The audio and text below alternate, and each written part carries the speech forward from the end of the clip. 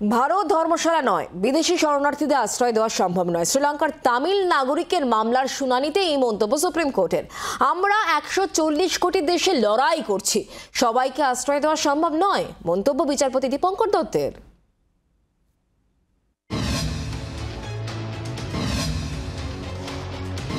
ভারত কোনো ধর্মশালা নয়, গোটা বিশ্বের শরণার্থীদের ভারতে আশ্রয় দেওয়া সম্ভব নয়। শ্রীলঙ্কার এক তামিল নাগরিকের করা মামলায় পর্যবেক্ষণ সুপ্রিম কোর্টের। বিচারপতি দীপঙ্কর দত্তর পর্যবেক্ষণ, ভারত কি সারা বিশ্বের শরণার্থীদের আশ্রয় দেবে? এটা ধর্মশালা নয়। আমরা 140 কোটির দেশে লড়াই করছি, সবাইকে আশ্রয় দেওয়া সম্ভব নয়।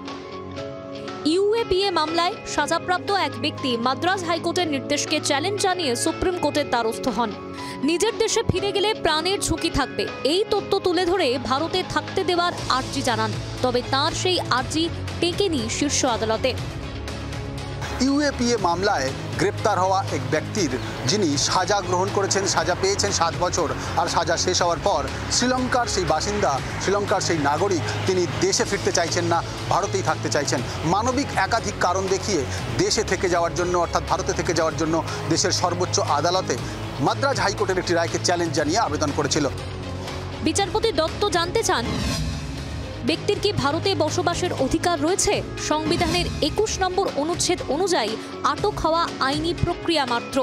19 নম্বর অনুচ্ছেদে বসবাসের অধিকার শুধু ভারতীয় নাগরিকদেরই।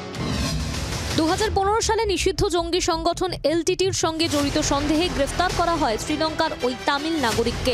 পরে 10 বছরের সাজা হয়, যা পরে কমে দাঁড়ায় 7 বছরে। সুপ্রিম কোর্টের স্পষ্ট পর্যবেক্ষণ, ভারতে সবাইকে আশ্রয় দিতে বলা যায় না, প্রয়োজনে অন্য দেশে যেতে হবে। সুপ্রিম কোর্টের এই পর্যবেক্ষণ যখন এসেছে, তখন সিএএ, দেশের নাগরিকত্ব সহ একাধিক ইস্যুতে তর্ক বিতর্ক চলছে। যেই আবহে সুপ্রিম কোর্টের এই পর্যবেক্ষণ এবং মামলা খারিজ করে দেওয়া অত্যন্ত গুরুত্বপূর্ণ। নয়াদিল্লি থেকে রাজীব চক্রবর্তী, জি 24 ঘন্টা। বাংলার আওয়াজ, বাঙালির আবেগ, জি 24 ঘন্টা।